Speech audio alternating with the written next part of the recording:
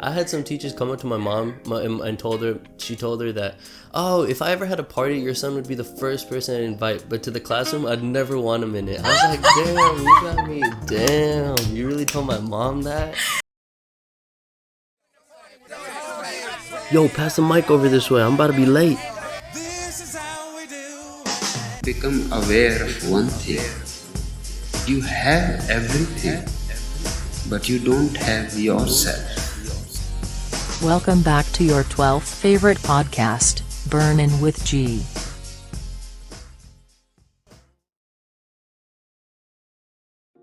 Burnin with G, episode 10. Welcome back. I hope you guys are having a great week. I have a very special guest today on the show, Kemi. How you doing?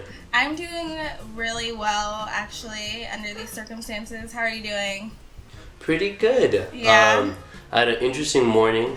My dad just said some stupid shit just to, mess up my morning. But hey, I had a nice long shower. I figured it out. What about you? My morning started off. I woke up really late because last night I drank almost a whole bottle of wine. All by yourself? Yes, all by myself. This is what this is literally what quarantine has done to me.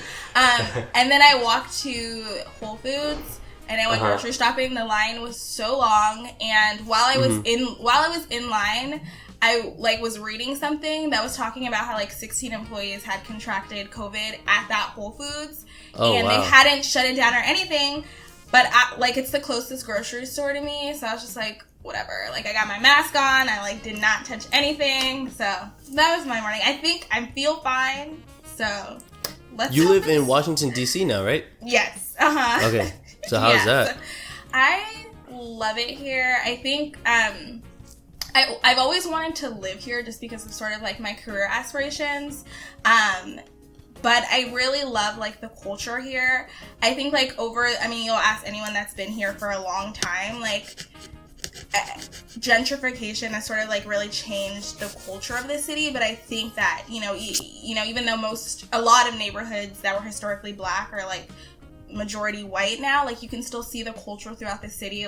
You walk by any building and there's a bunch of portraits on the wall of historical black figures. They have Obama painted on some walls, and just really important figures. And then there's when black people come together, it just makes sort of the environment just feel great. So I love being here because I feel like it's perfect for my career goals and everything, and then I also feel like I'm at home with my community. So yeah, now that you actually live there, because I've been there as a tourist, so I went to all those monuments and stuff like that. Have you ever is that what you do on a normal day? You just get bored and go to the monument? So So when I first got here, so I moved here by myself and I didn't have any friends. I have friends here, but a lot of them go to law school, so they're super busy. So I was kind of here on my own. So actually before I got friends, the first couple of months was literally me walking to the White House, me seeing this monument, seeing this whatever, which gets really boring, believe it or not. It gets boring really quick. It's great to be able to say that I can get to the White House in 10 minutes. You know what I mean? That's awesome. But it's kind of gonna always be there, True. But I think it's just amazing that this sort of history even exist in a city, and that I feel really privileged to live here. It's great. It's great. But it's not somewhere. It's not somewhere where you should live if you want to have fun all the time. I mean, there are bars and clubs everywhere else, but I feel it's definitely more of a historical scene type of thing. You know what I mean?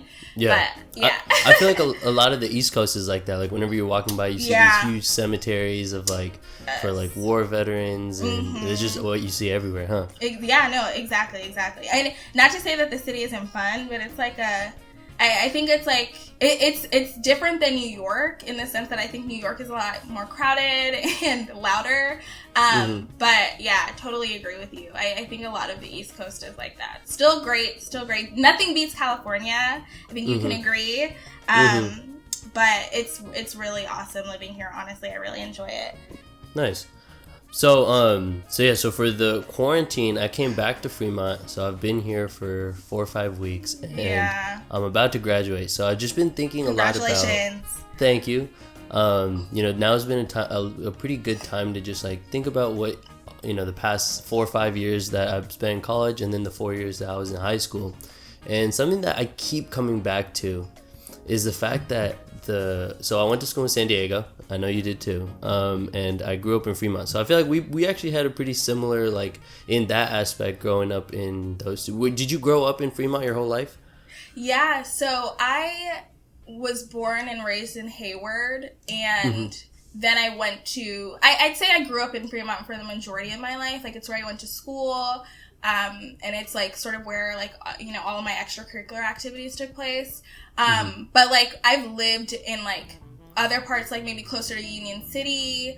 My mom had like a business in Oakland, like a shop. So like Oakland was like my second home throughout most of high school. Like I was there all the time, and like had a bunch of family in Oakland too. So I grew up in Fremont, and I would say like, if somebody asks me where I'm from, I'll say Fremont. But I had a lot of family in sort of like different parts of, the Bay Area. Cool.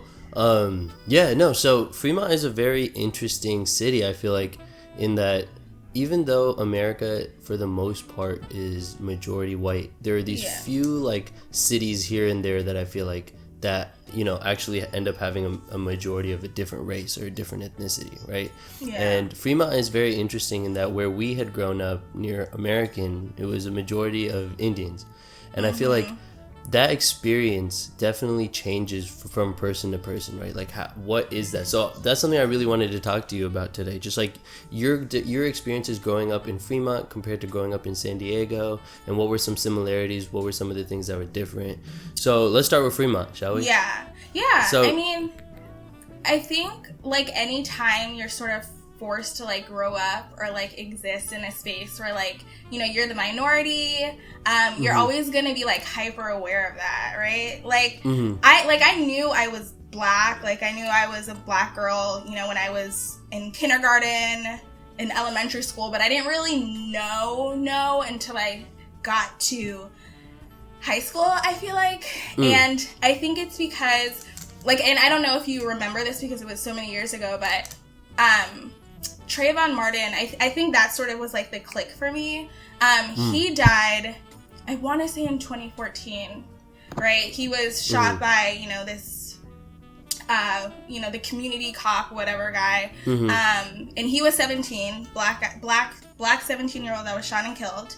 And then at that time, and this was like right in the middle of my high school experience, I think I was a sophomore. And at that time, like my older brother was 17 too, like, my parents started to really talk to us about like being careful about being out late, being careful the way we talk to police, and just trying to avoid all contact with them. And so naturally, like I am going to a school where not many people look like me, and so like the death of Trayvon Martin is heavy on my mind, so it like almost became like the only thing I spoke about. Like I literally was always talking about like racial injustice and et cetera, et cetera. So I think, when, going to a school where people, I mean, we're all people of color, right? Like Indians, Asians, I mean, we're people of color, but our experiences are different. So, I can talk about the injustices that Black people face in this country, and they're not going to quite understand it the same way as I do. So I think, I think growing up in Fremont, where I was sort of the minority, especially at my school, made it more difficult to feel like I was being understood. And then also, like, when you're growing up around like a ton, and no disrespect at all, around a ton of like entitled and like wealthy Asian and Indian people whose parents have the money to pay hundreds and hundreds of dollars for SAT classes, like that was not my experience. Like my experience was, I worked throughout high school. I was paying for most of everything that I had, and including any sort of SAT prep that I could do, and it wasn't classes. Like I was buying books, it's hard to study that way, but that was that was sort of my experience, you know, and everybody was talking about college all the time, which was a priority for me too, but I also think it was like a luxury for that to be like a priority for most people. You know what I mean? I mean, and I was of course thinking about doing well in school and like going to college, but I was also, you know, I had little brother and I had an older brother and I was working and I was getting home late and I was doing extracurriculars too. I just didn't have like the financial cushion that a lot of the Asian and Indian people I grew up with had.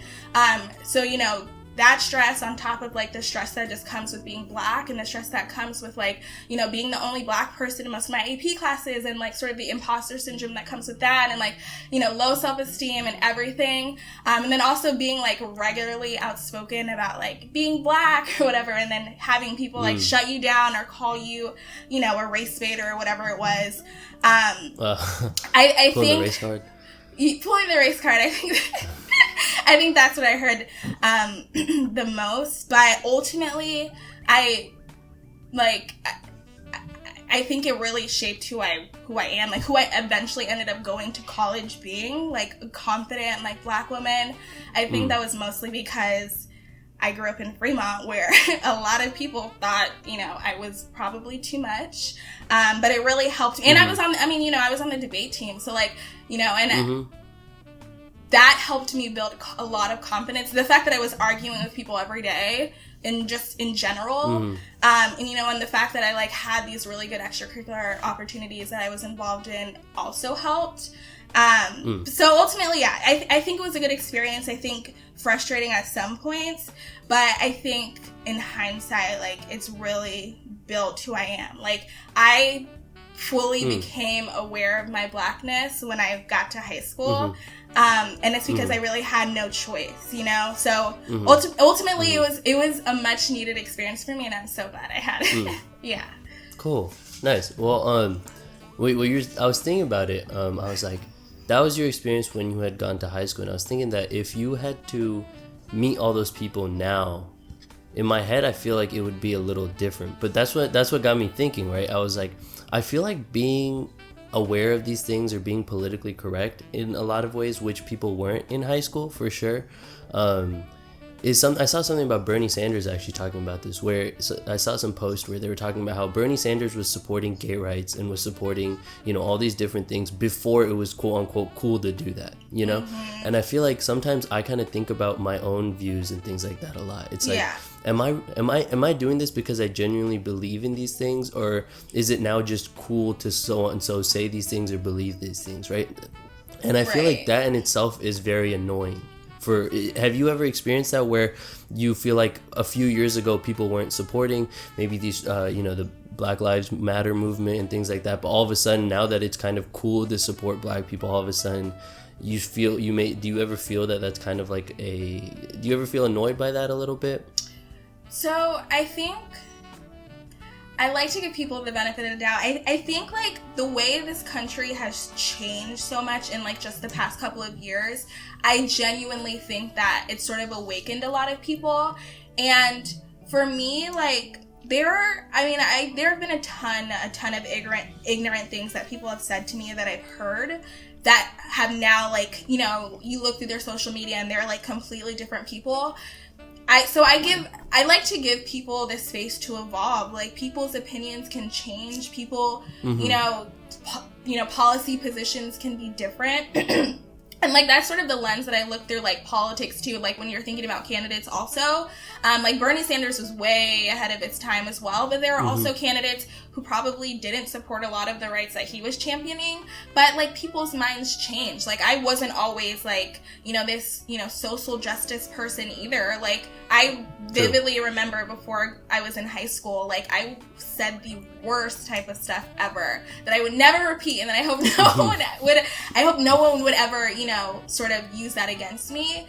But going back to that, I do think there is like sort of this culture of like being woke that people find cool. You know what I mean? Like, you know, the way like people brand like coffee cups or like sweatshirts with like woke and things, which that's not real. That's performative. I think that I think that it's annoying when people do that because they think it's cool. I think that how you sort of differentiate like who's performing and who's like being genuine is like seeing what they do, like when you know they're not on social media, or when they're not in front of the camera. That could be like protesting, that could be like getting involved in like your local politics, or the electoral politics, or whatever it is, or donating whatever spare change you have to some cause. But I think, but I will say that because of how much the country has changed, I think it's very clear that Black men are being killed by police at alarming rates. Like it's not just a talking point anymore. Like you see it on TV. Like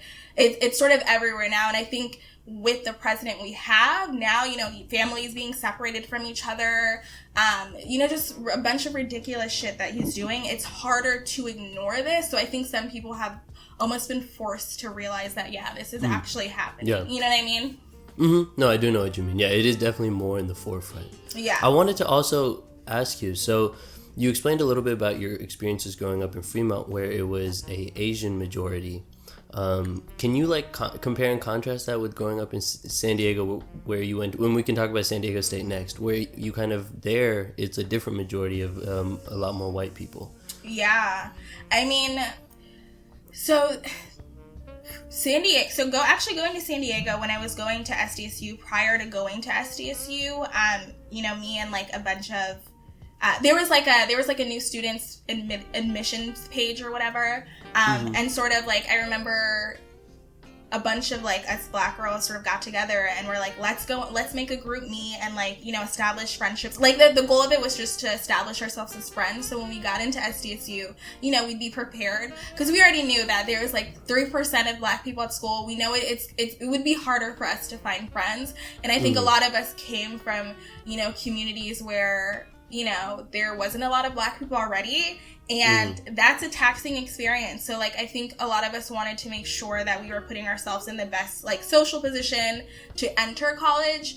So like we got on, so we made a group meet. We were talking all throughout the summer for months. We got to San Diego, and I knew it was very white, but it didn't feel like that because I had already honestly like segregated myself off, and like I only hung out with Black people all throughout my 4 years of college. I had a couple of non-Black friends, and that was mostly through like extracurriculars that I was doing, but the majority of like my experience in San Diego, like when I think of San Diego, I think of like all the amazing Black people that I met, and I mean I remember like actually our first weekend at San Diego State, we were going to a frat party, and one of our friends knew like the frat person, the fraternity's president or whatever, and we were all trying to get into that party.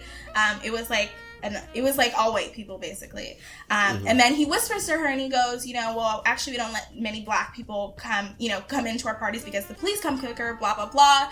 That was sort of like the confirmation for us that like, okay, we did the right thing, like from now we have to stick together, like that's it. And I remember that was the first weekend at school.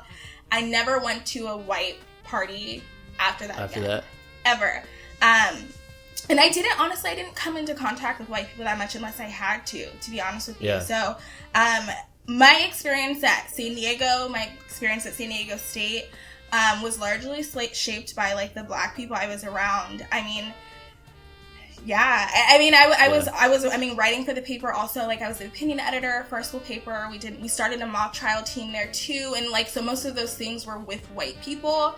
But I communicated and hung out with white people when I had to, but like when I didn't have to, I was around Black people, because for me it was like I don't really have time to explain to people why I'm mad about a Black man. It's just more energy. It's too much energy. It's I did that in high school and I was over it. It's exhausting. So I was more intentional entering San Diego State, and my experience for the most part was ultimately really, really good. And I think I'm sort of more culturally aware because of that experience. And I have a lot more respect for like, my people because of that experience. I have a similar experience that I wanted to kind of share. I feel like, so I have this one friend, and the thing that kind of gets tiring when I talk to him, he's a white guy. Whenever I explain anything to him about my culture or something, you know, about India or just like what my parents do, I always have to preface that with like, but it's not bad. You know, this is just like a different like cultural thing that they may do, but I have to always like tell him also that it's not any worse or better than what they do here. You know what I mean? And I feel like having to always add that just makes explaining who I really am just so much harder, you know? Because it's like as soon as you explain anything different, it's like, and this may not be obviously true for all white people, but in my experience, it's like that extra explanation that, okay, even though I may do something differently, like I may not wear shoes in the house or I may eat with my hands, it's not necessarily like worse, you know? And it's just different. And I feel like that extra energy that you have to always put into that friendship just makes it a little harder to maintain than someone who just understands it off the bat. No, totally. I mean, to be honest with you, I 100% agree. And like, I had to like unlearn a lot of very toxic things that I did in college, where I would like explicitly say like, I actually don't want white friends. Like I would explicitly say things like that, because like what you're saying is true. Like the fact that you feel like you even have to explain it or like add that caveat means that like there's sort of like the inherent belief that what you're doing isn't normal or isn't like, you know, like the fact that you even feel like you have to say that is how, like, I mean, I still feel that way today in so many ways. I mean, I'm Nigerian, so a lot of things like eating with your hands or like, you know, cultural norms that aren't like normal today, like I find myself explaining it all the time too. I think that it's really just about, I don't know, I try to pick my friend, especially my white friends, very, very wisely, you know, because I don't know, I feel like as long as they're respectful and open to learning about, you know, whatever may be different about your culture, then that's fine. I think that I think that when it gets to the point where you feel like you're constantly having to like stand up for yourself, that's when it becomes a problem. Yeah. But I totally agree with you and find myself in that boat a lot. So in UCSD, like we all have to take a lot of like diversity classes and kind of just classes, that ethnic studies classes that just gives you like a different kind of understanding of the world. And I feel like that was something that was very helpful for me. But one thing that I wish our school had done more of was we focused a lot on the current issues, but we never really presented solutions to them. And I wish they had focused more on, because I would have loved to write a paper on what could I personally as an individual do better. You know what I mean? Instead of just because I feel like the classes didn't really give too much, they didn't give too much opportunity for the student to think about that, you know?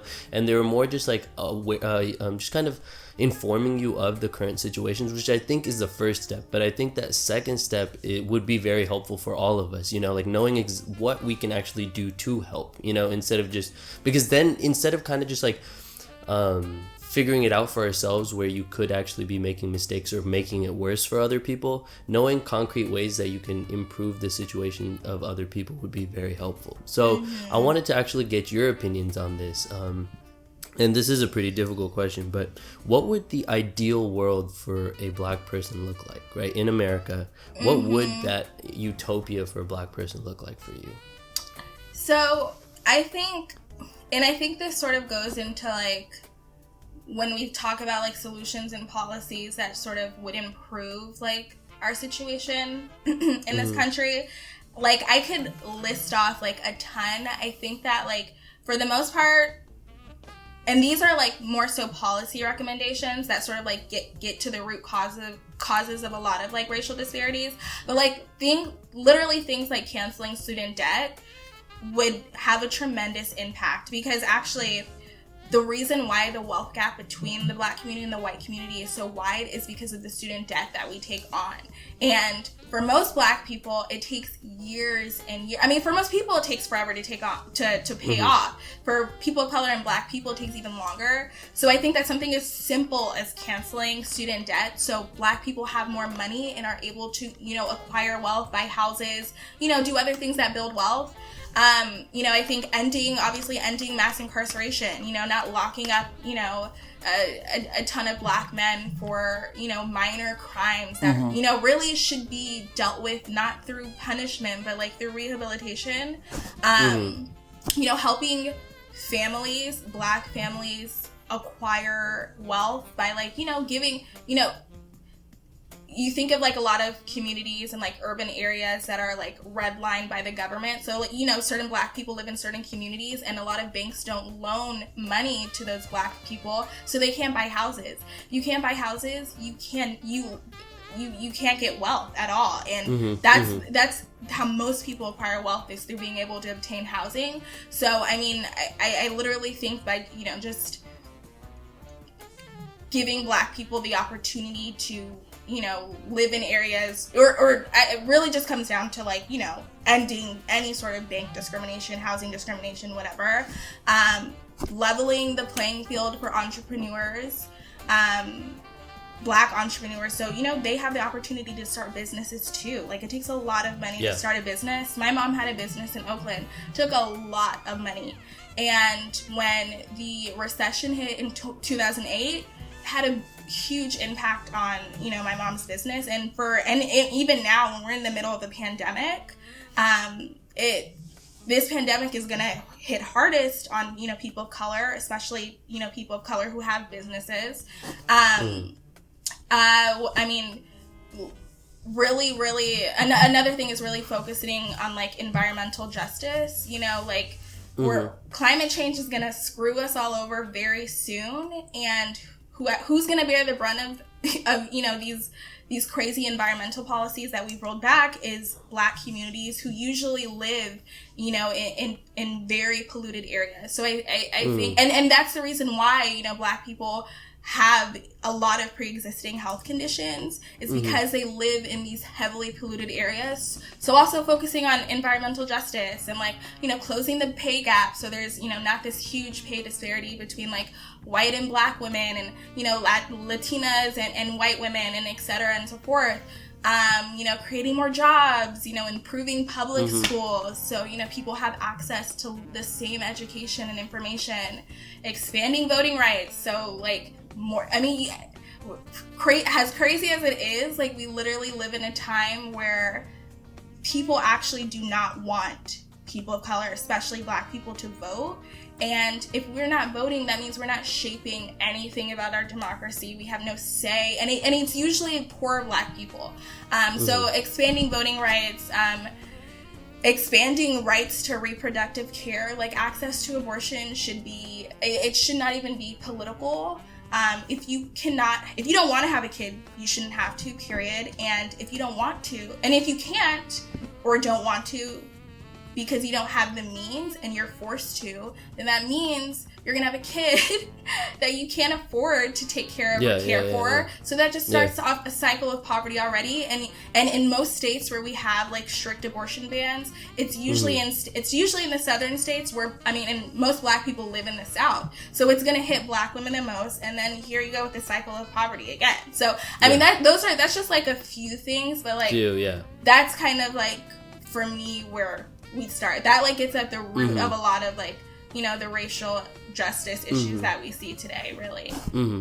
Yeah, and a lot of it is also just those policies. So something I think a lot about is, would those policies then lead to changing mindsets about race, or is it the other way around? Is it the mindset that needs to change first, which will then automatically lead to the policies, right? It's kind of like a loop where I feel like both of them feed into each other. Yeah. You know? So, yeah. So something that I had recently, not recently, but something that I started actually thinking about somewhere in the middle of college was, so I was actually talking to this girl, and she was explaining to me about just, like, the potential of people, and that's what you should really be worried about, right? If you're constantly thinking about the current state of things, you're oftentimes just completely neglecting all the things that have happened in the past that may have oppressed that certain individual, right? So if we're looking right now at how many inventions have been created by men compared to women, and then we purely base that, we use that stat to then go and say, oh, men are smarter than women, the problem with saying something like that is you're completely neglecting all the years where women just couldn't do that, right? But if you focus on the potential, which is what can they both do, then you get to a point where it's like, oh, it's so much more equal. It is equal. You know what I mean? Mm-hmm. So if you focus on the potential aspect of all these things, you start to realize that everyone can almost do the exact same thing. So then you start to realize the only difference is that, you know, the difference between how many women engineers are there compared to male engineers, or if you look at those differences, that means there must be something else that's happening along the way that leads to that. That's not that, and the answer is not that women are less intelligent or something. You know what I mean? And I feel like that mindset, if people took that same attitude towards race, I think that would be very helpful. I mean, like, everything you just explained, like, there are structural barriers that prevent women from, you know, really climbing up the ladder. And women, like any marginalized community, it's really structural barriers that I mean, you, like, for example, 400 years of slavery, there is no way, and I don't even know why it even has to be a discussion. There is no, like, I don't understand how people think there's a way that, you know, this entire group of people who were enslaved, who were denied educational opportunities, who were denied housing, who were denied, like, you know, the right to, like, acquire wealth or make money, can somehow, like, you know, catch up to a group of people who largely have never been oppressed ever. So, like, I agree. I think you really have to, like no matter what issue or disparity you're looking at, you have to look at it through sort of a historical context, right? Like, true. Definitely. Yeah. There is a reason why, like, I keep talking about the pandemic, but there's a reason why most of the, and a lot of the early data we're seeing, most of the people that are faring worse or are bearing the brunt of the pandemic are poor people, are Black people. And it's not because poor people are inherently, like, you know, just, you know, sicker or dirty or whatever, or it's not because, you know, Black people are inherently, like, just, you know, sicker or whatever. It's because historically, you know, Black people have been put in communities where they're, like we were talking about before, where, you know, they're exposed to, you know, environments that make it unhealthy for them to literally live. Like, being Black, living as Black in certain areas is dangerous. So, like, when we talk about how, like, we move on from this pandemic eventually, like, we can't apply the same policies to every single community because it's gonna hurt more communities than others, you know? So definitely, yeah, I agree. And I feel like a lot of the conversations that have to do with this utopia that we're talking about primarily focus on both the prison system as well as the education system. And I feel like, and I was actually watching a couple of videos yesterday because I was just thinking about, you know, kind of researching on things to talk about, just about the prison system. And I feel like there's a lot to say about it. The whole, like, system itself could be a podcast that we could talk about for hours, you know, like, what is the point of a prison? Like, is that even something that's needed? And I think that would be a great thing to talk about. So let me hear quickly some of your thoughts about why we even have prisons and how that's affecting people who are Black. So I think recently I've sort of getting out of, like, this box of thinking where I'm like, people who do bad things need to be punished. Like, I'm you know what I mean? Like, I'm trying to... No, I do know what you mean. I mean, because you remember, like... I mean, what is a bad thing even, you know? Right, like... And really, if you think about it. And that's a really good point. So, like, when I think about, like, how we move on from this... I mean, and I've read, like, books from, like, you know, prison abolitionists who are, like, you know, the prison system as we have it today is...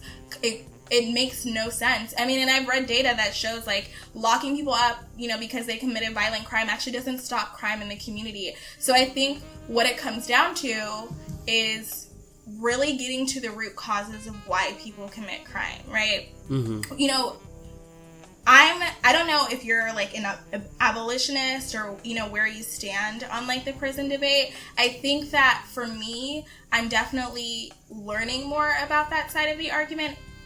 Would it be hard for me not to want the person who killed somebody that I love in prison?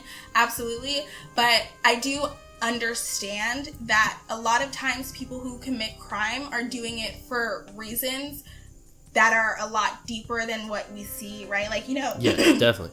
People who... Oh, sorry, no. Go, please go. No, sorry, I didn't mean to interrupt. Oh, yeah, no, I was gonna say, like, people who, like, rob people, like, are doing it because they need money, and, like, why aren't there enough jobs in certain communities? So things like that. But I really think, the solution, one of many, is to, like, really rethink our approach to, like, public safety. Like, is locking somebody up in a box, and a lot of times solitary confinement, which is oppressive in itself. They're in these little boxes. I mean, a lot of times that's ridiculous. They go crazy. So that's ridiculous. It's crazy. So rethinking our approach to public safety. So like this means taking like a more of a sort of a rehabilitative approach to crimes, right? Like tackling the root of why people do things, and then going from there. Also, like changing what we criminalize. Like marijuana should be legal everywhere. Do we really need to charge people or throw people in jail for selling drugs? I don't think so. Do we really need... Oh, sorry. No. Continue. Sorry, let me just... I know... I'm sorry. I just need to sneak something in there because... Sorry. I just wanted to add that I think like the main thing about the disparity between good or bad, what we were talking about a little while ago, is that whenever somebody commits a crime, nobody actually thinks they're a bad person. And I feel like that's a really important thing that people don't really think about. Like, I feel like a lot of cops and stuff think they have this like morality, like they're these moral beings who would never do anything quote unquote bad, and then these other people are just bad, right? And every single individual has some sort of thing where they're like, these actions are good and these actions are bad, and for each person that line is drawn somewhere different.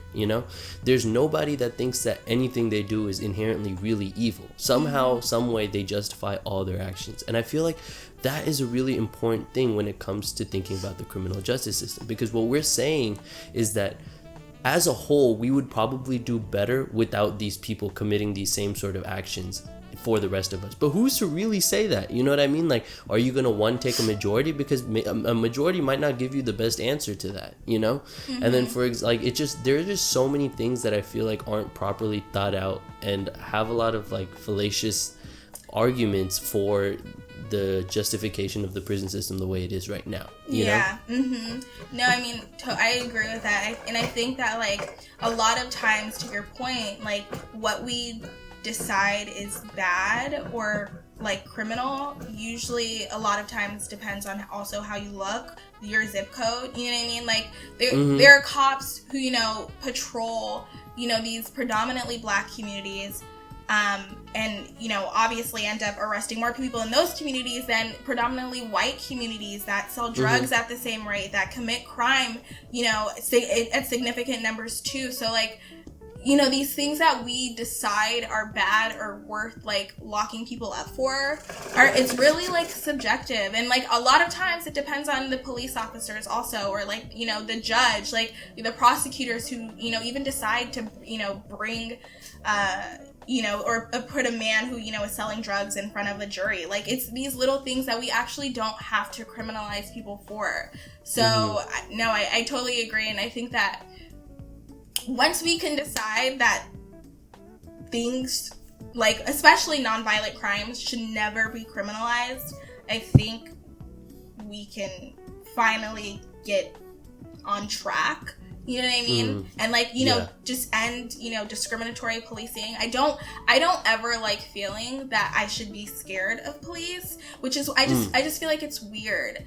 I feel like police, it should very much be like sort of a community policing sort of thing where like, the people in your community, you talk to them, you're not trying to scare them. And like, a lot of black people run from the police because police scare black people, and that's just it. And it's not because black people are guilty a lot of times. It's simply because our history with police is negative as hell. And a lot of times you'll end up dead even if you didn't do anything. So I think it's really about changing the way cops police and, changing sort of, and I feel like once that happens, we can change our relationship with cops. But I really feel like before that happens, we need to make sure that we're not criminalizing every fucking thing. You know what I mean? No, I definitely know what you mean. Yeah, sometimes it scares me to be like, if I cop catches me on one of his bad days, even I could be arrested. You know what I mean? Yeah. That kind of scares me. It's like in my head, I don't think I'm a bad person, but the fact that literally almost anyone could be arrested for pretty like things that are just kind of normal, it's just kind of scary. Yeah, you're right. You're right. These people are bad. These people they're not bad people. Yeah, and I was reading a book actually talking about how potentially in the future, instead of having judges and cops, we just have a computer that does it, and you don't end up using any of the racial facts, or you don't end up. And they actually had a study where they tried to analyze whether somebody would commit a crime after being let out from jail, and they had a bunch of like detectives and people from the CIA and stuff answer the question, and then they had a computer answer the same question, and the computer did significantly better than any person can. So the idea of having a judge is like when you present this case and you tell them, hey, they're able to like look at your face, and they're able to just somehow make this big decision whether you will actually, you had bad intentions while committing whatever crime or not. But I feel like that just isn't a really valid statement, because at the end of the day, it's just another person. Exactly. And I would feel like a computer if you just gave the exact facts of what this person did, regardless of the race, gender, all of this other stuff, just exactly the facts of what that person did. Then I feel, I don't know how I 100% feel about this yet, but I feel like a computer could actually make that decision using less bias than a judge would. Yeah, I actually have never heard of anything like that. I think that's interesting. I'll definitely look into it. I think my thing is, and I agree with you, like judges, I mean, it's an arbitrary decision. It's one person who literally can ruin your entire life. Like with Brock Turner, the judge sentenced him to like a little over a year. Like black men have went to jail for longer than that for doing much less. So like judges have way too much power. I think I'd be interested in seeing how we get from like the crime to the court. Like who is responsible for deciding that they want to prosecute that person? Is it like, are cops still, or because I still think you'd see disparities even if the judge was a computer system, because I can bet that it'd be people of color who are still going to be put in front of the computer system more than white people. You know what I mean? So like I still think we'd have to I still think we'd have to figure out exactly like would police still be a thing in that sense? I don't know if I'm making sense, but like no, I get what you're saying. I should have probably, I don't remember what book I read, and it was a while back, but it was just like an interesting thing that I had remembered, but I don't remember clearly what the entire thing was. I think it was just that like you can remove some sort of bias if you take a person's judgment out of it. I think that's what I was trying to say. I mean, and I feel like there's also the argument that like, I feel like, do you feel like, and this is kind of like, this is a weird connection, but when I think about like college admissions and how a lot of people are like, no, like race shouldn't be a factor, like maybe race should be a factor though, right? Like if you're looking at, this black guy who's maybe like in front of a judge for, committing X, Y, and Z crime, maybe like recognizing the fact that he's, that he's black and that he's come from this community, like maybe that adds more context to why he did X, Y, and Z. You know what I mean? But I know that a lot of judges see it as like, no, he's black, like he's, but I do feel like I always want people to see my color. Like I don't ever want to live in like a colorblind sort of thing. I just like I want you to be able to, like you want people to know like that you're brown or and I want people to know that I'm black, because I feel like and I feel like you should know that and see that and still be able to respect us. You know what I mean? So it's a part of who I am. Exactly. So but I do think it's like very interesting. And I am definitely 100% for giving judges less power because they have too much. So yeah. And on the other side of prison, let's quickly talk about the education system, right? Yeah. And I feel like one of the coolest things I've ever read was they had a comparison between prisons and education, and they were talking about how prisons are basically meant to reform individuals that the society thinks aren't quote unquote good. And the education system, on the other hand, is also a system that's supposed to mold individuals into a certain quote-unquote ideal citizen. So both of them kind of do very similar things in that they kind of mold people into a certain best citizen that the country could want. You know what I mean? And I feel like that comparison was kind of scary for me because I had never thought about education like that. Yeah. So, the crazy thing is, like, the biggest problem with education, or at least one of them, is probably the school to prison pipeline. And more, especially because, like, we have things like suspensions, or detention. So, like, and on average, like, it's Black girls. Actually, I was just reading something today that said Black girls get punished. I don't remember exactly the number, but significantly more than white girls in school. Same thing for Black boys. Same thing for Hispanic boys and other boys of color. So what this happens is when you keep sending, like, these little kids to detention, or you keep putting them in these rooms and telling them to sit tight and, like, not do anything, you're preparing them. You're sort of encouraging and preparing them to be locked up. You know what I mean? Like, we're not rehabilitating them at all. I was reading an article, I think it was a school in Oregon, that, like, the way they don't punish their students. Actually, like, they send them off to meditate or, like, journal or something like that. Yeah, I was Did you see that? Yeah. Like, and I think that's what we should aspire to do. That is what we should do. I don't understand why it's not a 1 second change. Like, just start doing that now. Detention is stupid. Everybody's just using their phone secretly. I had never gone to detention and feel like I came out as a better student. Oh, you went to detention? Not 1 second. Like, a lot. I went a lot. But I never came out like, oh, I'm so glad I went. You know what I mean? Totally. No, Like, totally.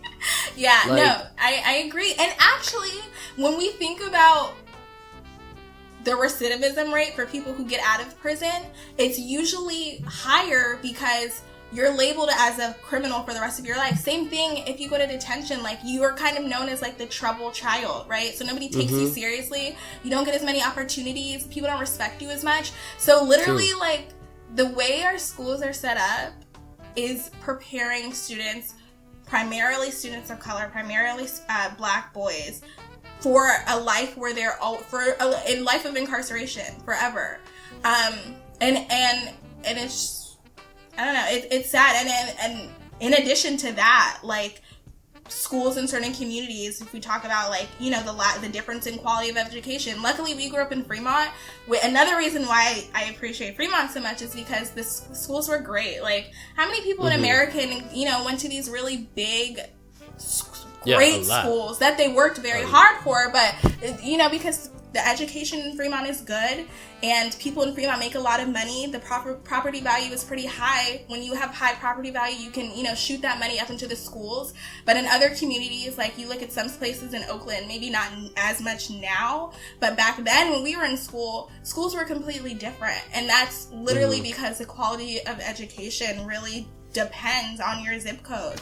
So I think there's, like, a lot of progress that needs to be made, like, on so many fronts when we think about schooling. Yeah, no, and yeah, that detention idea was a good one because I feel like they can make changes to detention quite quickly. You know what I mean? The principal just says, all right, we need to change detention. Like, I don't understand why some schools are so slow to do that. But more on that, I feel like the reformation, how am I saying it? Is it reformation or reformation? Reformation. Okay, yeah, reformation. But Okay, I feel like that's like the most important part, I feel like, of whether it's detention, prison. And I think if they just look at the statistics of how many times does somebody who got detention get detention again, and I feel like that's a pretty high percent. So clearly whatever you're doing is not working. How many times does somebody go to prison again? Pretty high. So whatever you're doing is not working. Why is it not a pretty, like, I don't understand why it's not that simple and they don't try to do something about it. You know what I mean? Like, clearly, like, whatever you're doing is not working. So do something different. Yep. Like, and it's not hard to, I don't understand why you can't just completely, I hate that bureaucracy makes change so slow. Like, why can't we use the next 50 years as an experiment time and just every year completely switch the prison system, even though it may take money to figure out. So for the rest of the history of America, we can just stick to something that works, because we've been trying the same thing for years and it's not working. But if we keep changing one thing at a time, we're never gonna get to a better place. So we're gonna have to look at this more like an experiment, more than like a, you know what I mean? For like, I feel like if you take a couple years and you're like, all right, these 50 years we're just gonna try completely different things and then see what works best. So then for the rest of the time we can actually use something that works. You know what I mean? Yeah. I feel like solitary confinement, all these, it's just crazy. That does not work. It doesn't. You tell, like, man, it's kind of scary, honestly, because like it's just like, that's a very cruel punishment to do to somebody. It is. Like, it is. I mean, like, I think one of the biggest.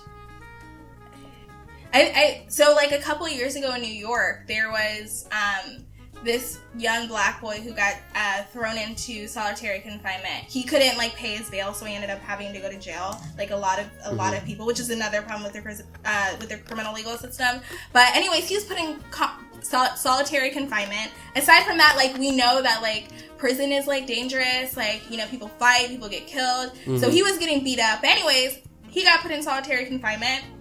They eventually like figured out. I think they eventually figured out, you know, that he didn't steal what they said he stole. He got out of prison and he was mentally fucked up, and he ended up committing suicide. There's no way that any person, I mean, like, literally, like, living in your apartment we're under quarantine, like, living in, you know, this, you know, small apartment, like, can make people go crazy, right? Yeah. So, like, I can't imagine how living in, like, a tiny box, what that does to you mentally. And I think it's I think it's so inhumane. And to your point about the solutions, like, I think it would require leaders and, like, principals and like teachers who actually like cared about people. You know what I mean? Like actually care, yeah. Which I don't know if we have. Yeah, and I like talk to a lot of teachers, like, because I want to be a teacher when I grow up, or I am grown up. I keep saying grow up, but I do want to be a teacher. Makes me feel like a child still though. Oh my god, that's I like saying grow up though, because it makes me always feel youthful. You know what I mean? Like, like I'm grown, but I'm still gonna grow up. Like, I'm still gonna get more mature and grow up. So like, I do want to be a teacher. That's awesome. I talked to a lot of my previous teachers to just hear their experiences and just like what they kind of got from all their years of teaching. And the one thing I hear a lot is when they first started teaching, they all had like, they cared about their students. They all had this drive to make the world a better place. But couple, 6-7 years in, all of a sudden they start losing that little drive, and I feel like that is a very important thing, because as soon as you start losing that drive, I feel like you should switch professions, do something else, and then come back. Therefore, we don't have teachers like Miss Tav, who are just completely giving up on all her students and are just like, I don't care about any of these people. It's always your fault. It's never my fault. You're not sleeping because I'm a bad teacher. You're sleeping because you're a bad student. Like, had you ever once thought that your teaching style was boring? That's why everyone's sleeping? Like, no, never. That never crossed your mind. It was always like, oh, you're just a bad student. That's why you're sleeping. You're just not interesting. Right. You're not so interesting, it's like, or I have other shit to worry about. I have shit going on at home, and like, I agree. I mean, so I think that constant drive to actually care, I feel like, is the most important thing about teachers. So they should just have like some sort of measure that's like, do you really care or not? And if you don't, just go do something else for a year or two and then come back, because then you'll care again. You know what I mean? I mean, the most effective teachers are the ones that I feel like think of teaching as like their students are like almost like their children, sort of thing. Like, I feel like I'm thinking back, like, I would have appreciated if a teacher would have asked me like how I was doing, you know what I mean? And like, if, so I agree with you on that front. I feel like teaching, I do not want anybody to be a teacher. So I'm glad to hear that you want to be a teacher, and we're talking about this. You're not going to be sending your students to detention.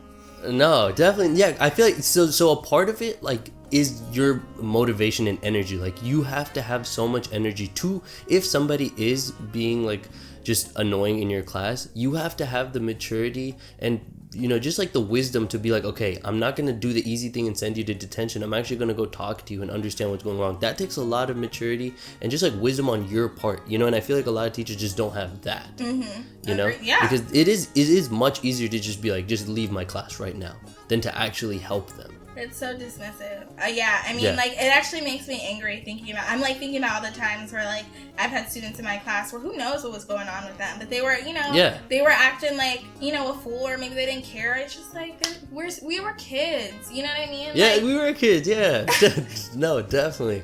I had some teachers come up to my mom and she told her that, oh, if I ever had a party, your son would be the first person I'd invite, but to the classroom, I'd never want him in it. I was like, damn, you got me. Damn, you really told my mom that? I mean, like, Goutham, everything that I've heard about, I remember here, like, in high school, you were sort of like, I mean, I know you were smart as fuck, but, like, also, like, you... No, I don't know about that. No, but also, like, you were like the jokester. Like, you brought, energy to the classroom. I was more funny back then. I was more funny. I mean, but, I need to be funny again. But, yeah, funny teacher. Be a funny teacher. Yeah.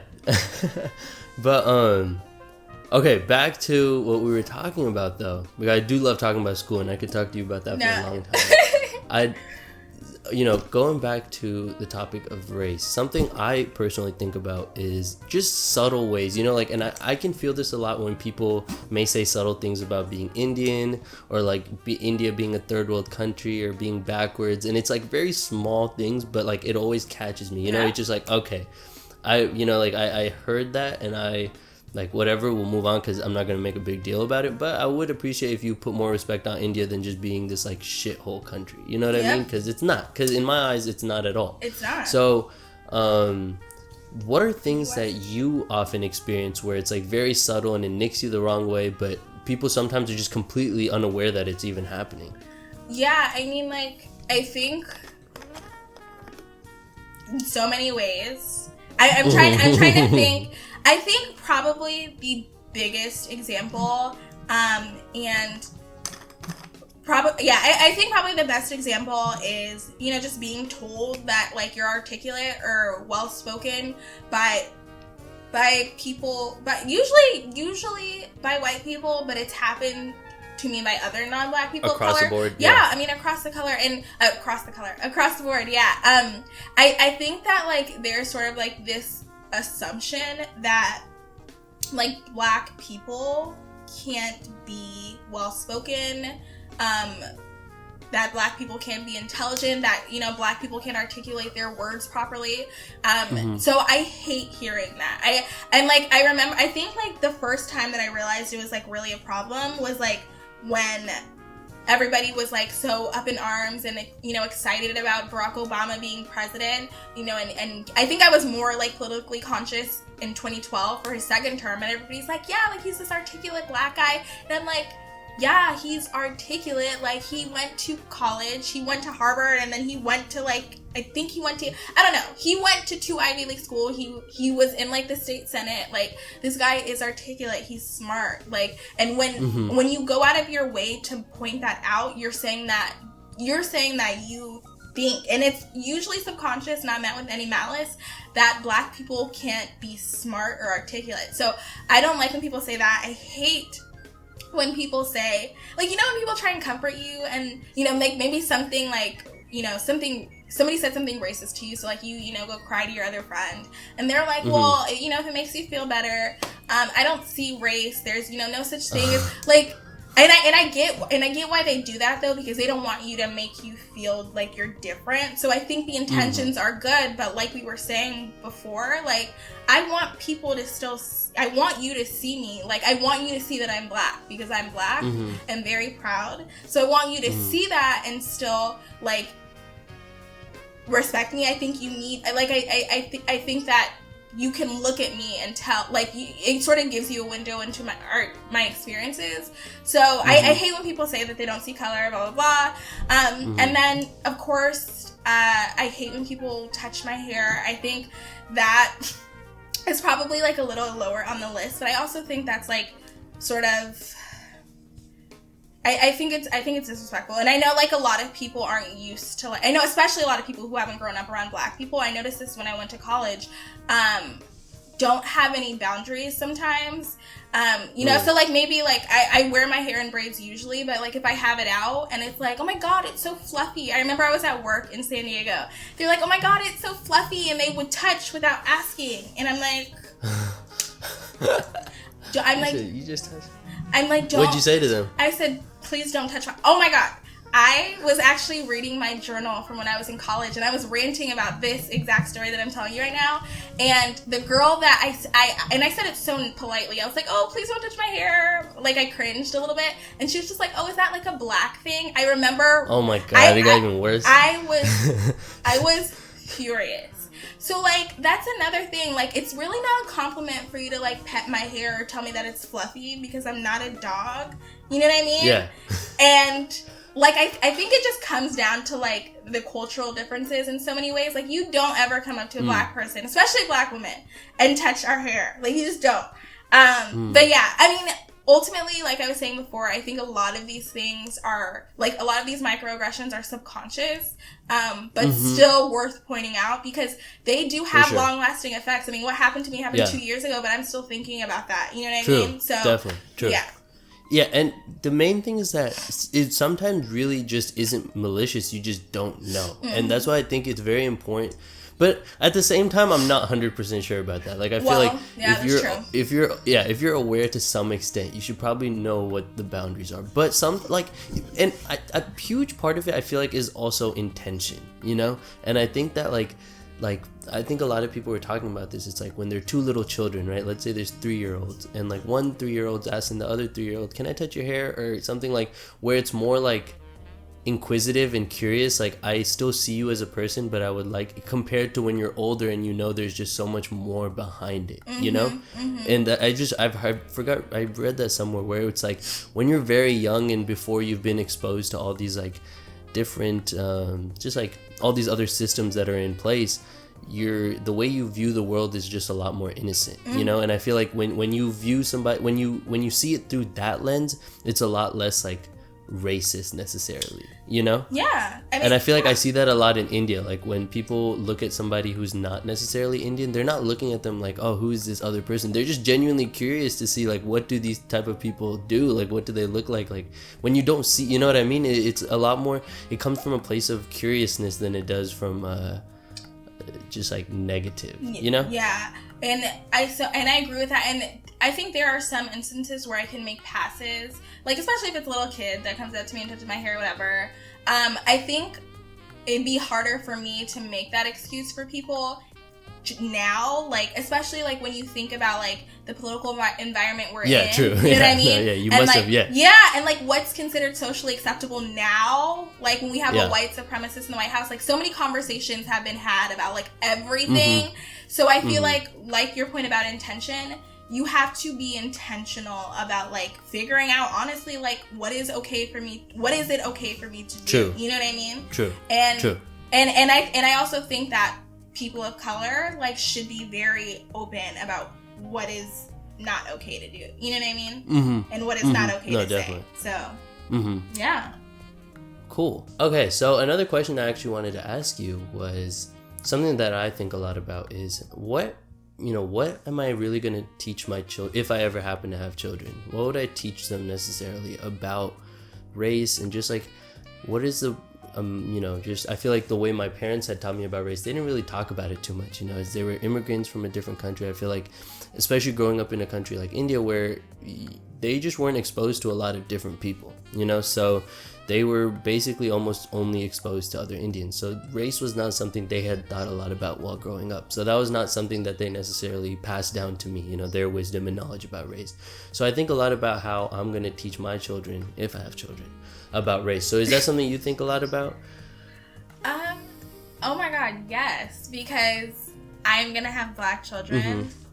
If I have children, they will be black. And what, not half Indian, half black? Impossible? I mean, literally, actually, regardless of who I marry, my children will be black. So it's like I think about it like black parents have this conversation a lot of times before they have the birds and the bees conversation. I see like the conversation with my children sort of the same way that my parents had the talk with me, like, and that's just being honest, not sugarcoating anything. I think that I think it really starts with I mean, for at least like my personal experience, like I would want my children to know, like, you know, yes, there's a possibility that, you know, you could die at the hands of a police officer for doing nothing, you know, other than, you know, being Black. I would warn them, you know, not to talk back to cops. And like, I have wrestled with that a lot of times because, like, I'm naturally, like, somebody who talks back, and, like, so are my brothers. But I think that, like, making sure that they know that being Black is seen as dangerous and threatening to many people. And really, like, I mean, even from your point of view, like, really having, like, darker skin is threatening to so many people. So I think, however, you know, I end up discussing it, I'm sure the world would change in many ways. Hopefully. I hope so. It will. But I think... We're gonna make it change. Right. But I think that, you know, being Black will sort of always be, you know, or having darker skin will always be seen as threatening. And I think conveying that to your children early on is important. And I don't even think that making sure that they know that will necessarily keep them safe, but it's sort of like it sort of helps that, you know, they're proactively informed. So that, you know, if it comes down to the fact where they are, you know, face to face with a cop, that they can react in a way that, you know, you know, they can react effectively, properly, whatever. And then, you know, also having conversations about, like, how people are going to look at you, what it means. Like, you know, you might be the only Black person in this class or this, you know, or your school, how you should react. Like, don't 100% do not minimize yourself, which I've done many times, not only in, like, a school setting, but also, like, work settings when you're the only Black person. Like, you know, I think there's this sort of need to, like, sort of conform and not be yourself. And that also, like, brings on a bunch of self-esteem issues. So I just feel like there's so many conversations to have. And then also when we talk about, like, what is beauty and things like that, because I know that I've definitely struggled, like, with beauty standards for years. So I think that's also another conversation to have. And I think everything needs to be told honestly and very, very early, you know, because if they don't learn it from you, they're going to learn it the hard way. And, you know, something might happen to them and they're going to learn it the hard way from something else or another experience. Did your parents have that conversation with you? Wait, which one? Your, like, mother? Oh, like the oh, yeah. No. the beauty standards conversation. The beauty standards conversation. Like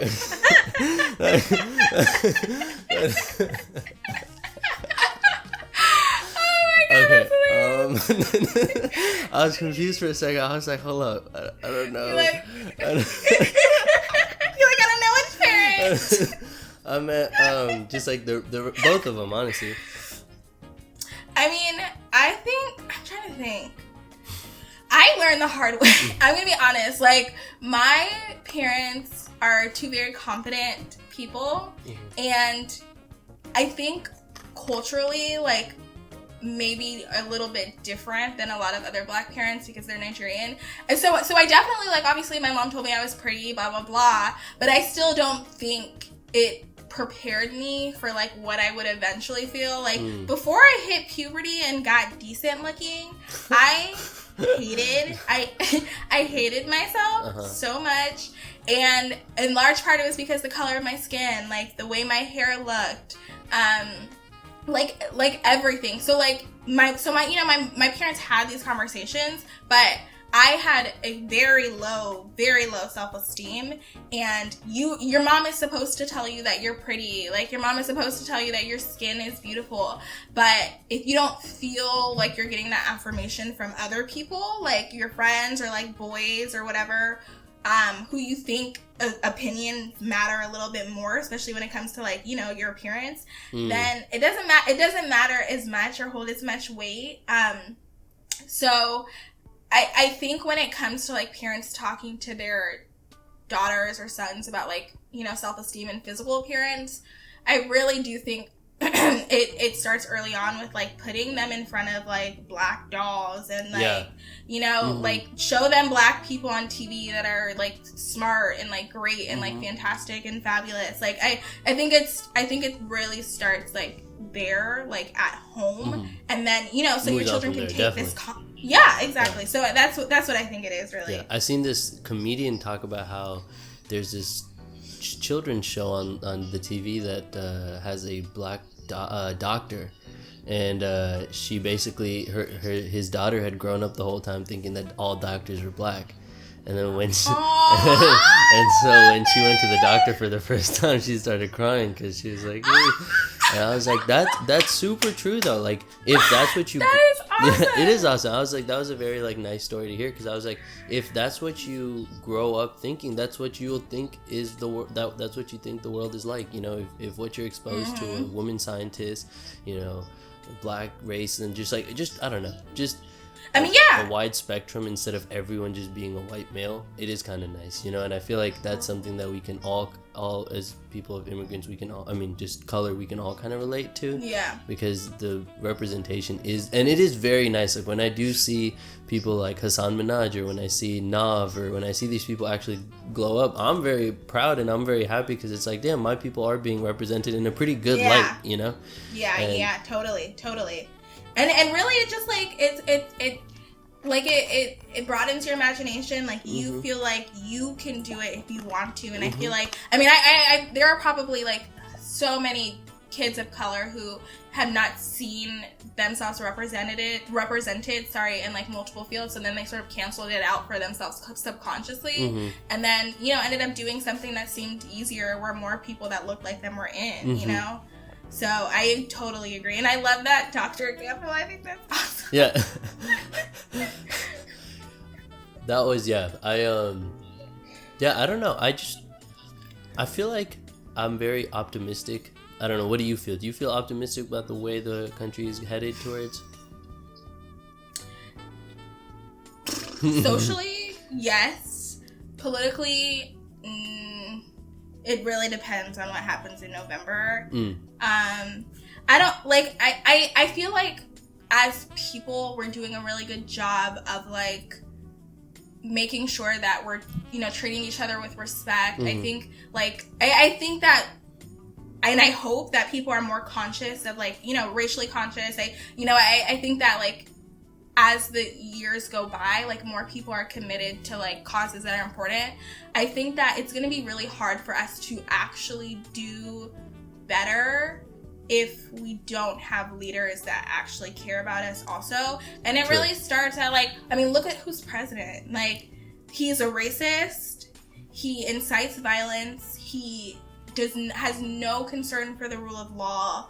And he's racist, which I already said. Yeah, just say that. It's just like, I mean, like he is the absolute worst person to be leading a country that is so diverse. I mean, as the years go by, like the country is going to become less white, and it is actually going to be like majority minority. Yeah, I think they said by 2050. I think they predicted by 2050. That would be, can you imagine? That's our lifetime. That's going to be a very different country. Exactly, and so I think we need like the political infrastructure for that moment now. And I don't feel like we have it. I'm scared because if Democrats lose this election in November, I'm not going to be optimistic about all of the things that we talked about earlier in this podcast, like on, you know, policies that we need, you know, like I'm not going to be optimistic. So I am optimistic because I feel like people are angry and people care about, you know, the direction that this country goes in. So I want to have faith that I think people will act appropriately in November. But all I can do is hope and try and, you know, get the word out and convince people to go out to vote, and like, you know, talk to the people that I care about, and, you know, even talk to, you know, people that, you know, I don't talk to often, but I don't know, it's hard. It's a little hard to be optimistic, but I'm trying. Yeah, because at the end of the day, the really biggest power that we all have is the ability to vote. And I think that was something that I had just like thought a lot about. I actually volunteered this last year at the polling place for the primaries, or is that what it's called? Those are called the primaries, right? The one that we had just had. Yeah. Okay, yeah. So so I volunteered there, and it was just kind of cool to see all the students, because I did it at UCSD, like, so to see all the students actually come up and show out and actually get their voice heard, and I feel like that's, unless you're an actual politician, that's one of the best ways to have your say, so it is really important when November comes around. But more than that, I feel like all of us, I can only speak for me, I need to get more involved in terms of like city politics, in terms of like even the smallest. Like, I was looking at the ballot and I was like, I don't know half these things. I don't know who's running for governor. I don't know. I don't know a lot about anything apart from that one main big election, so whether it's for the city, whether it's for school council, all those things make a huge difference. And it's like, it is my responsibility to know those things. And I was very disappointed when I was looking down. I was like, wow, I'm actually so far a really terrible citizen, because if you don't do that, then democracy is kind of just wasted. The fact that we do, people have died, many people have died for us to be able to vote. So the fact that if I'm just unaware of it is kind of just pathetic, so I was like, all right, so for the next one, I am gonna take a much more, to know about the propositions, to actually spend time learning about that stuff. So I mean, that is such a good point. I think that like it's sort of hard. I feel like there's always a lot of like attention on the national stage, which is completely warranted, but I mean, like what happens locally will affect you more immediately. Like the decisions your city council members make, the decisions your state Supreme Court makes are will affect you way quicker, and you'll feel that a lot quicker than you'll feel like what happens on the federal level. One resource, though, that I will say that helped me is when I was in San Diego, I put together, because I like a lot of us were sort of going through the same problem, like all of these like people that I've never heard of. I only thought I was voting for like who was gonna hold this district seat or whatever. But now I'm voting for like state Supreme Court. Like I don't even know who these people are.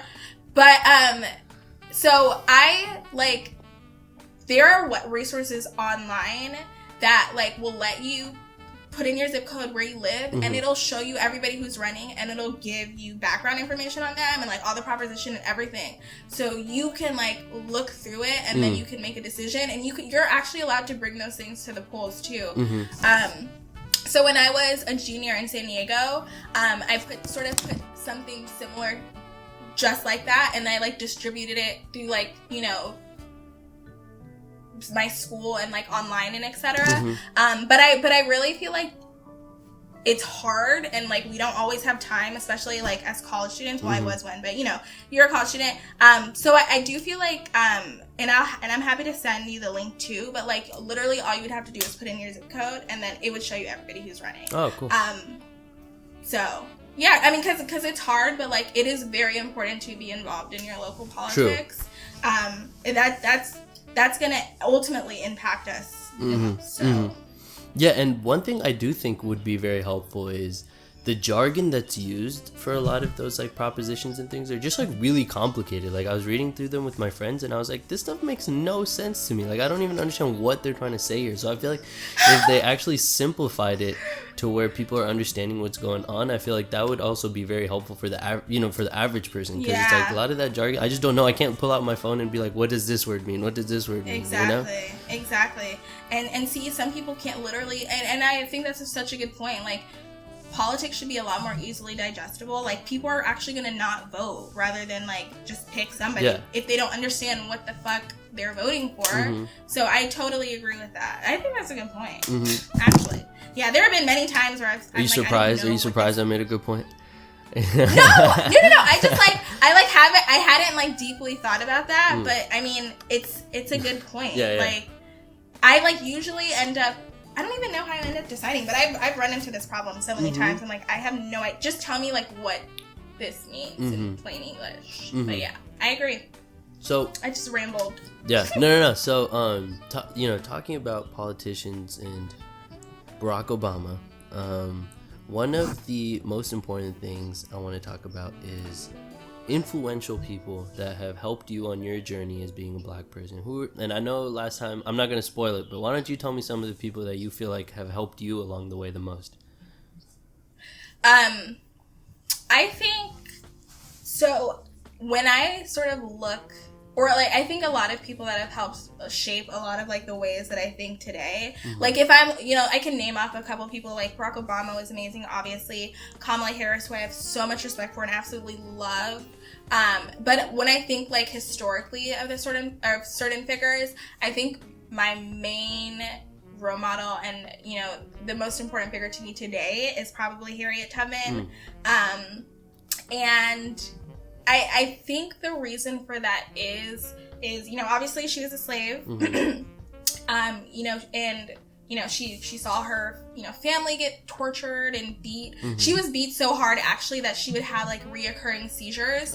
I mean, so anyways, she eventually like was able to escape into like a free state. And she would actually go back and forth to free other slaves. And even though the people around her were like, what are you doing? Like, you're free, like you can finally like live the life you want to live.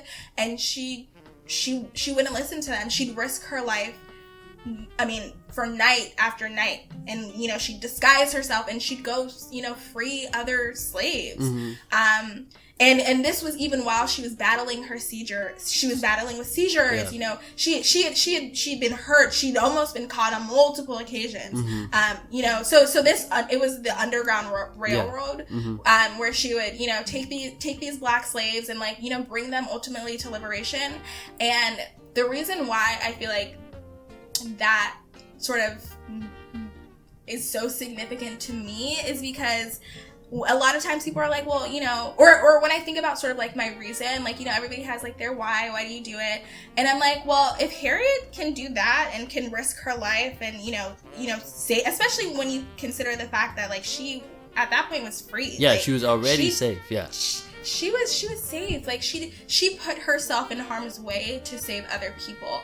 And so then I think about my position in life as it is now and how it's been for a long time. I mean, like I've lived a very privileged life, even being black and being a woman. Like I've lived a very privileged life. I've had an education, I went to college, I have a job, etc., etc. So sort of what's the reason to even keep fighting for people who are less fortunate or people who aren't as privileged? And I think Harriet is a good example of why you continue fighting, because you're not free. Like, we're not free until everybody else has the same access and opportunities as we are. And I think that's how Harriet, and I think that's really what motivated Harriet, right? Like, she was free, but if everybody else can't enjoy the fruits of their labor, then nobody is really free. And so that's really how I think about it. It's like I want all of my people to be free. I want everyone to have access to healthcare. I want everyone to make a living wage. I want everybody to have roofs under their heads. And I feel like until that's done, then you don't keep fighting. You don't keep you don't stop.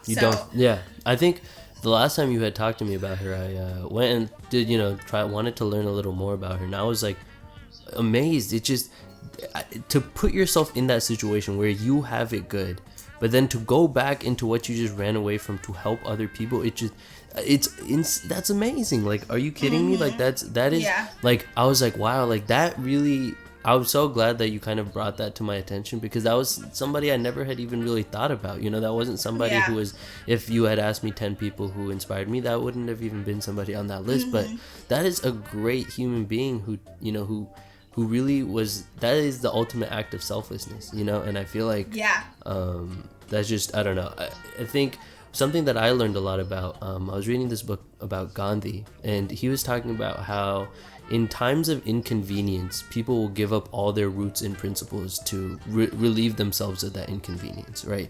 So let's say you stand for something. Most people, if actually pushed to the brink to still stand for that, would just be like, all right, screw it, it's not worth the trouble, I'm gonna move on, And I feel like like Harriet Tubman took the complete opposite approach to that. Like, in times of adversity, she still stood up for it and went back to what she kind of wanted to leave. So I feel like when we have people like that to look up to, there is nothing that stops us from standing up for what we believe in. It's like, and I think something that's very powerful that you actually had told me earlier that I think I will never forget is that we are here today because we are standing on the backs of all those people. You know what I mean? Like, it's different people for all of us, but there are so many people that have sacrificed their lives, their well-being for us to survive. So for us to just like completely just take all of that in and not really be appreciative of those people is really just doing a dishonor to all of them, right? So, yeah. And I think constantly reminding yourself that like we're here because of other people's work makes you also want to help other people live a better life, you know? And I feel like you don't want to just sit there and like when you told me that, I was like, whoa, I don't want to just sit here and, you know, take all of that without passing it forward, because the only reason I'm here is because other people have passed it forward. So if I'm enjoying this amazing life, then I need to also do that so other people can enjoy their amazing life, right? And I feel like that ever since you told me that, I've been running that through my head over and over. So I'm very thankful you said that. So what are your thoughts on that? Yeah. I mean, like, I totally agree. And I feel like it's also like, you know, if you're thinking about it from this perspective, it's like, how do you want to be remembered when all is said and done? Like, do you want to be remembered as somebody who, you know, just worked their way to the top of the totem pole so they could, you know, afford, you know, to have fancy clothes and, like, nice cars? Or do you want, like, I think, like, life's most urgent question is, like, what are you doing to help other people? Like, that is the only reason, at least for me, that's how I see my existence, is how I'm helping other people and what I'm doing to make life better. I think it's so easy to just be able to sit and chill and, you know, just worry about sort of how, you know, worry about sort of your own progression in life. But like we weren't put on this earth just for that. And like, especially in times where, like, you know, we're seeing like crazy amounts of racial and actually inequality on all fronts everywhere. Like, you have to do something about it, or your existence. And I feel like this sounds so negative, was sort of just for what? Like, very true. So I mean, I think, and there was this really good quote that I read when I was reading a book about abortion, and it actually the quote doesn't have anything to do with abortion, but it was from a Holocaust survivor. His name was Eli W. And it goes something like, you know, your life no longer belongs to you, but all those who need you badly, or all those who need you so greatly. So I think, and I feel like that is sort of like the quote I think about, like my life and like my contribution to this world should be about other people and making other people's life easier. Service. I was trying to, it should be completely based on service. And I don't think that means that we have to sacrifice like financial wealth or, you know, all the things that like bring like, you know, happiness. But I think that like, that's how we should look at life, really. Is like, how are we helping other people, what we're doing for other people. To me, that's like probably like my favorite thing about just living is like, I know that I can actually make an impact and make a difference and, you know, help people who need it way more than I do. True.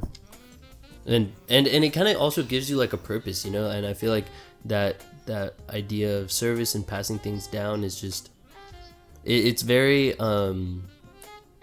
external, so you're not constantly worried like, oh man, I got pimples on my face, because even if you have pimples on your face, it doesn't matter, you know, like whatever those, you know how just throughout the day you have those small things that just bug you. If you have some sort of purpose that drives you past all of that small bullshit, it's like life becomes so much more easy, you know?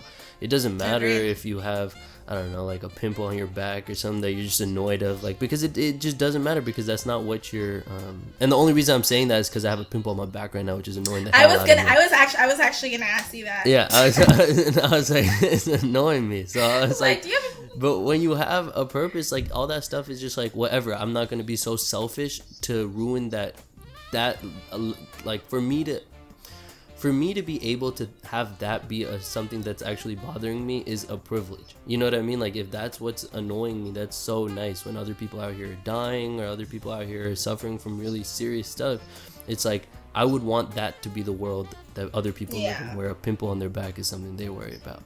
So, to wrap this up, I just want to ask you real quick, your 3 most favorite books, your 3 books that have really helped you. Yay! The crazy thing is, I'm sitting right next to my library. So, God, this is a hard question because I have. No, I'm literally about to right now. God, this is hard. It is hard, honestly. Let me just start with this. The half has never been told. And this book is an amazing book about the history of slavery, like from the beginning to the end. Who's it by? And the reason why I like that book so much, it's not really necessarily like a transformative sort of book where like it changes your viewpoint, right? Like I always knew slavery was bad, et cetera, et cetera. But it was sort of like the first time that I had gotten like, real insight into like the horrors of slavery. I mean, we hear about it in school; it gets glossed over. Yeah. And then in college, like unfortunately, I wasn't an African American major. That was in my minor, so I only took a few classes around slavery. So really, like learning about my history was like I had to go out of my way to do that, which like.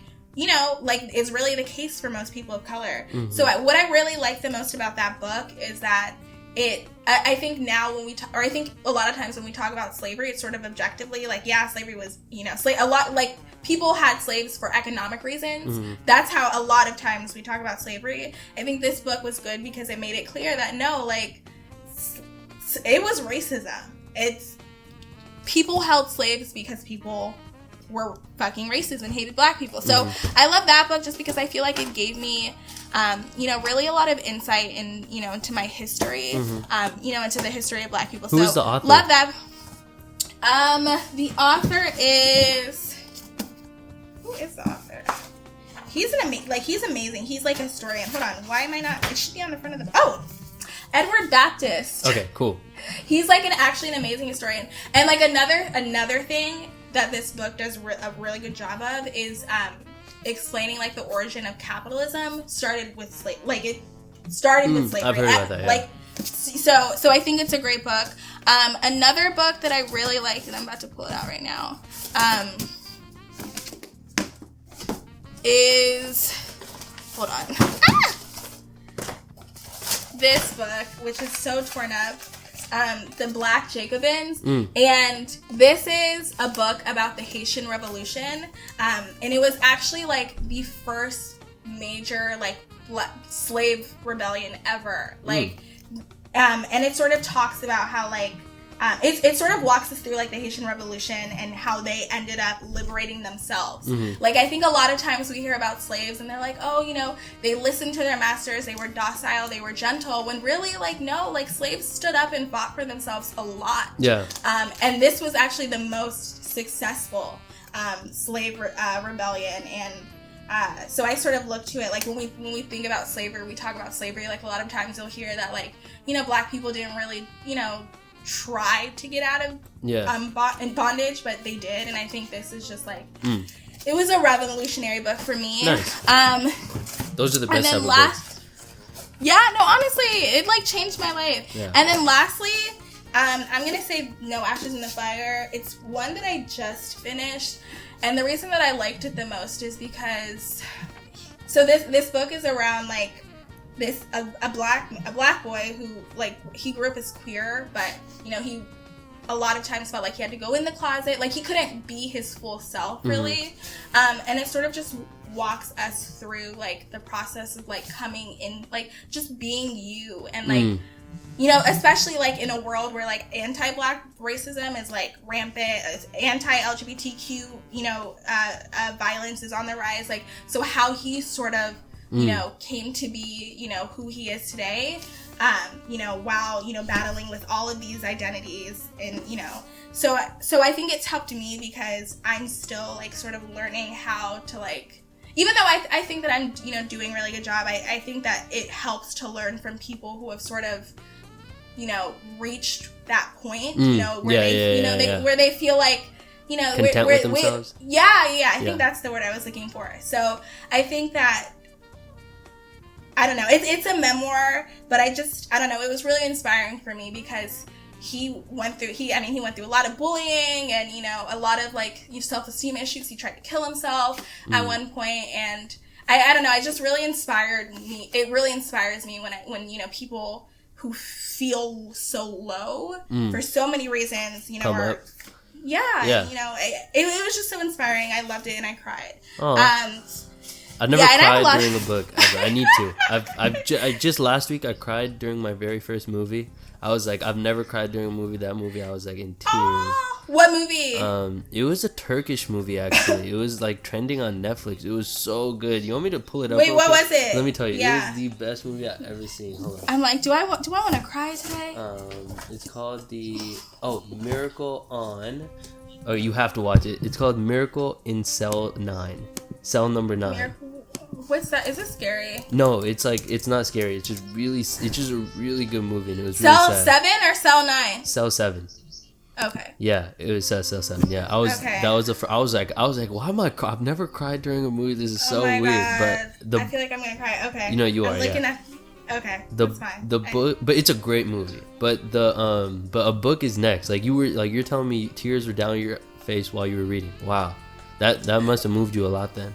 I mean, and also the book that I was telling you about that I'm reading now, the At the Hands of the Unknown, and it talks about the history of lynching in America. I have multiple times through reading this have been like to the brink of tears, and like I was telling you, it's very graphic, and it's I mean, like when they're explaining how like they're literally cutting off, you know, these black people's fingers before they lynch them, cutting their fingers off and, you know, cutting their penises off, and then actually selling these things or having like as sort of like as a badge of honor in the windows at stores. Like, I just feel like there's no way that we can move on in this country if we don't acknowledge that. Sort of, like if we like this was horrific things that people did to people just because of the color of their skin. True, that is crazy. And it's so hard for me to wrap my head around, and actually like not even making me sad. I've been so angry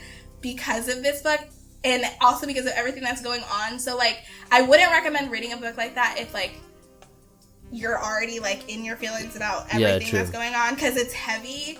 But I do think that like we become numb so much to a lot of what happens that you need to be angry sometimes, and that like, you know, it's sort of like a wake up call. But true. Yeah, a lot of good books. Thank you. I appreciate you a lot for really opening up. I feel like a lot of this stuff is definitely kind of hard to talk about because it is very close to you, but I do appreciate you for being very candid with me.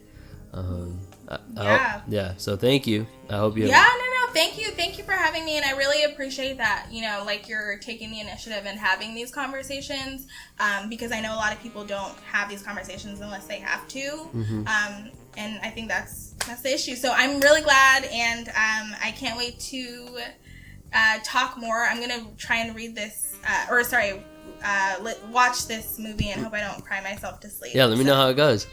I will. Okay, well, cool. Have a great day. Thank you. You too. Burnin with G. We out.